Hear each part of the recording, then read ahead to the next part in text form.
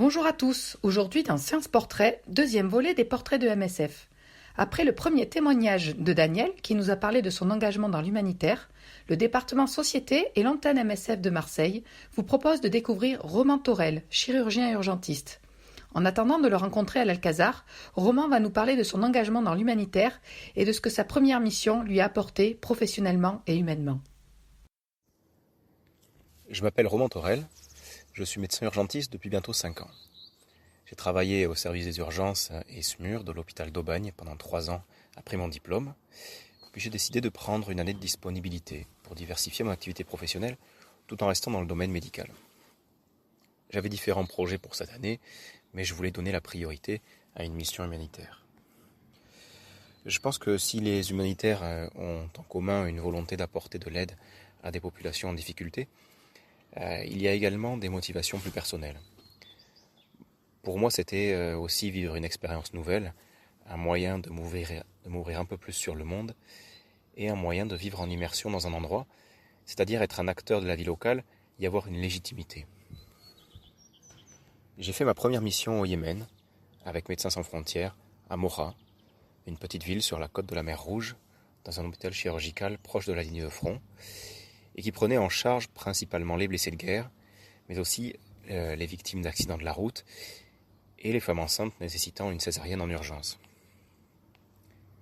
Je ne raconterai pas ici le détail de cette mission, ce sera l'objet d'une rencontre prochaine, je l'espère. Je dirais simplement que cette expérience aura été extrêmement enrichissante. D'abord sur le plan professionnel, compte tenu d'un accès limité aux examens complémentaires, j'ai dû apprendre à exercer mon raisonnement médical différemment. Je veux dire que si l'on recevait des patients similaires dans un hôpital en France, ils auraient d'emblée un scanner du corps entier, une batterie d'examens biologiques.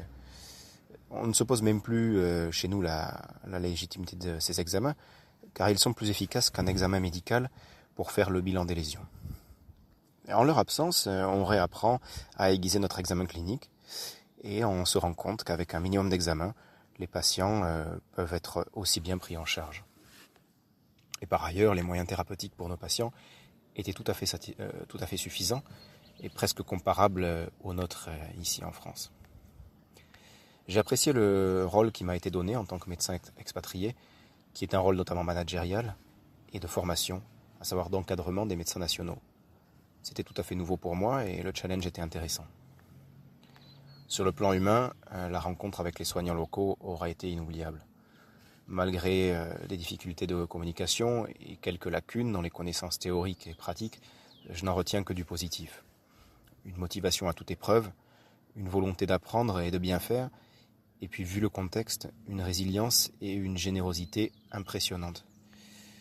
Pour moi, cette première mission aura été un éveil en bien des choses.